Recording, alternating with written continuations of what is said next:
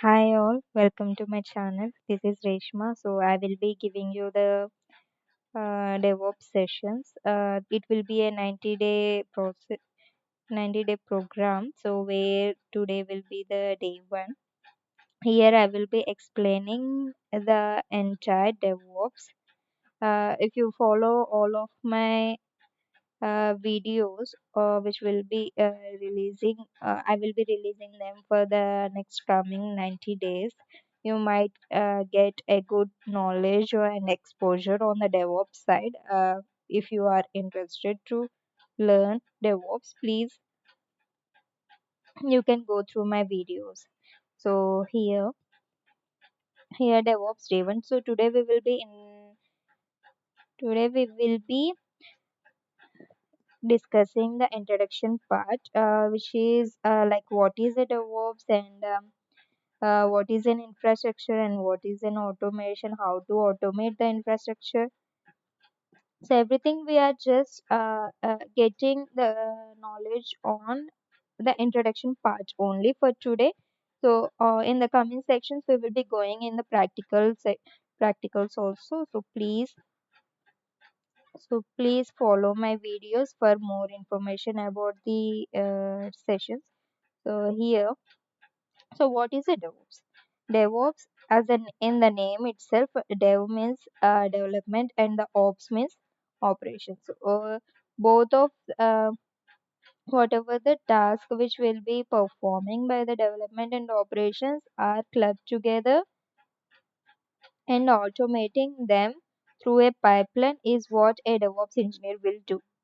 So here development means it can be a backend developers, front end developers, QA, operations means system admins, network admins, and the database admins also. So there, normally what happens? A developer will do write the code, and the test after that a tester will test the code, and then a support team will a operations team will deploy that code to the server. So automating entire this process uh, into a pipeline will save the time and the dependency of the other team members also. So that's where the DevOps will come. So here the practice of operations and development engineers participating together in the entire service lifecycle through a pipeline. So development and the operation engineers are together participating through a pipeline through design and the development process to production support. So that is what called DevOps, from design to the development process to production support, automating entire everything from build and deployment is what through a pipeline is what called DevOps. This is a process of automating the whole infrastructure. So here in the diagram, if you can see, first what will happen is we will plan, then we will take the code, and then we will build it, then we will test it. If testing is successful, then we will deploy that to the servers and then operate and then monitoring like the code which we have deployed to the servers is working fine or not, that we will monitor after deploying code to the environments like production or testing anything. And then now here comes a query, like what we are automating, like what are we automating? The process of entire taking the code from the build and then deploying that to the servers. This entire process we can automate through a pipeline. So we are automating the whole team's work from the code building stage to code deployment. So from building to the deployment, we will be automating the entire process without the more teams work involving in it. So here the scenario one. So I will be explaining like the scenarios why it is important to follow the DevOps, because So if, for example, in a company, there is a project where developers will be writing the code and deploying it to the QA environment for each sprint. So this code is then tested by the testing team. Suppose if, for example, there is a mishap happens, like the testing team will test the older code instead of the latest code and finds a bug. In that case, the deployment to the production servers will delay because the bug was found and the code will not get deployed to the production servers. This will result in the ultimate showers in production environment. So that is the scenario one that can be avoided through the DevOps automation because it will automate and it will automatically take the latest code and then deploy that to the production server. So in this scenario we can avoid this scenario can be avoided through the DevOps technological aspect. And then for the scenario 2, for example, if we are planning to build a web based applications and you want to quickly deploy and check if everything works, but the system is robust, so you don't want to go to the hours of meeting to involve multiple teams to work out. So instead of that, we can follow this DevOps technological aspect. Instead of involving the multiple teams, we can automate it and we can reduce the dependent on the other teams. So that will be the conclusion for this two scenarios. By following the DevOps technological aspect, as it is a set of practices that automates the process between the software development and IT teams, so that they can build, test, and release software faster and more reliably.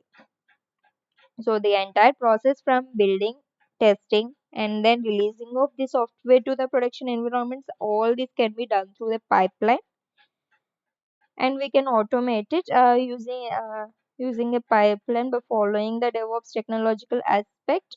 So these issues can be avoided through.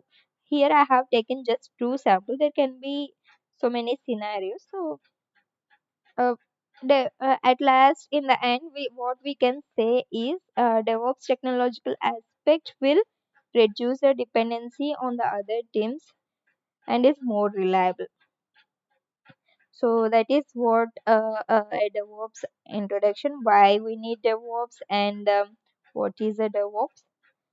So and the infrastructure automation. So infra process of automating the infrastructure that is performed by the multiple teams using the code. So infrastructure as a code, you might have heard the tools of Terraform, which is user as a infrastructure as a code. So here if you can see the templates, scripts, policies, all these things will be stored in the GitHub or GitLab repository. And the entire infra, like what we need in the infra: security we need, network we need, app infra we need, storage we need, everything infra can be automated through these tools. So so this is Ansible, Python, and then Jenkins. Everything, using everything, we can uh, automate this infra as a code tool. And some tools that can be used for these purposes. So there are some popular tools which are used for these purposes. They are infrastructure provisioning team. As I have said, Terraform is the most popular one because it is a platform independent tool. It can be using the Terraform. We can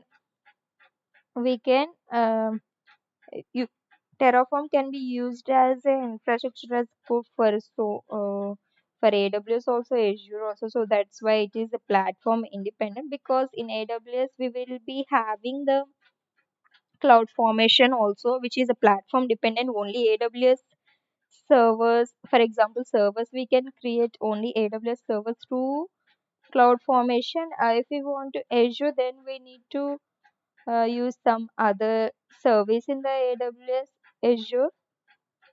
So, but using the Terraform, which is the most trending in currently, we can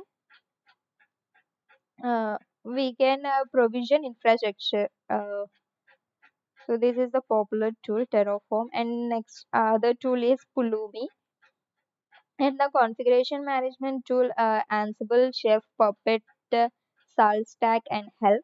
Helm will what it do is it will create the manifest files for the pods for the Kubernetes, and the Ansible is the configuration management. For example, if you want to like handling a multiple servers, and if you want to create a multiple service, entire configuration can be done through the Ansible. Maintaining of that servers, everything will be we can do that through the Ansible, and the continuous integration deployment tool, CI/CD tools. So it will be Jenkins is the most popular one, and GitHub Actions also we might have seen somewhere, and Kubernetes operators also. So, and now the image management tools are Packer, Docker, Podman. You might have heard Docker so many times. Infrastructure development tools, Vagrant and Minikube, config and secret management tools, HashiCorp console, etcd, HashiCorp Vault is the most popular one for secret management tool. Secrets are stored here in the encrypted format, and the infrastructure monitoring and logging. This APM application monitoring tools are Prometheus and Alert Manager Zen. So these are most popular ones. So why do so that will conclude the tools which are some popular tools which are used for this purpose. And next is why DevOps is important. So why it is important here, as I have already explained that in a project a developer will write the code, and that code will get tested by the tester, and then in so many different possible scenarios then it goes to the support team to deploy that to the code in the server. This is a long and robust process for any infrastructure. This is the method which we are following previously before the DevOps was introduced. So once the DevOps introduced, so this will solve any issue that the team encounter within seconds, which then feedback to the respective teams. So we can automate in such a way that we can get when anything issue with the pipeline, or any issue that can be that we can uh, feedback to the respective teams within the seconds. So this is not only saves the time but also reduces the immediate dependency between the teams. So if we have a DevOps team which will handle all of this data, like from building to the deployment to the production servers, then a dependency on the developers, QA team, and the support team will decrease. So, which will lead us to the timely delivery of the products. So that's why the DevOps is important. So these are the two topics which are covered today. For more knowledge about and on the DevOps, I will be starting 90 days session on the DevOps. Please follow the videos which I will be uploading daily. So these are the topics which we have discussed, like what is the DevOps and the infrastructure, why DevOps is important, and the infrastructure automation. So thank you guys. Thank you for watching.